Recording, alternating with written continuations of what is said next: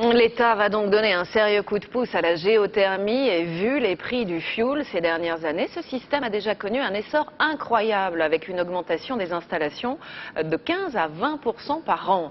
Le procédé est simple, il s'agit de récupérer la chaleur de notre bonne vieille planète Terre. L'État subventionne déjà les installations, ce qui a décidé un certain nombre de particuliers. Reportage en Bretagne, Éric Pinault, Michel Hiver.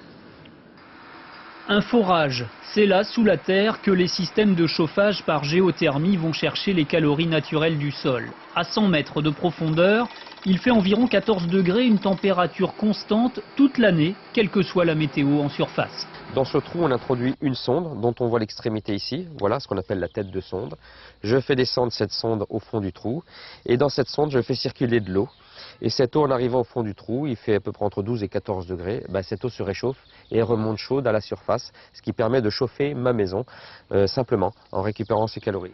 Des calories qui sont ensuite optimisées par une pompe à chaleur qui va augmenter la température. Pour fonctionner, la pompe a tout de même besoin d'électricité, mais quand elle consomme 1 kW, elle en restitue 4. Ce qu'on garantit pour nos clients, c'est de pouvoir chauffer une maison qui fait 130 mètres carrés pour un budget annuel de 250 € par an. Sous les sabots de ce cheval, 500 mètres carrés de tuyaux captent aussi les calories du sol. Plus de forage cette fois, mais un système horizontal, invisible et efficace. Le propriétaire des lieux a ainsi remplacé sa chaudière à fioul tout en conservant ses radiateurs.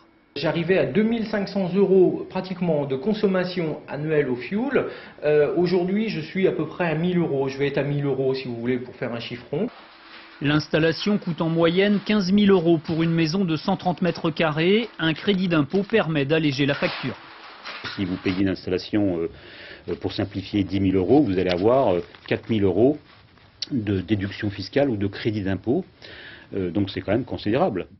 Ce dispositif fiscal durera au moins jusqu'à la fin 2009. Il s'applique aussi aux pompes à chaleur qui puisent les calories dans l'eau ou plus simplement dans l'air ambiant. Autre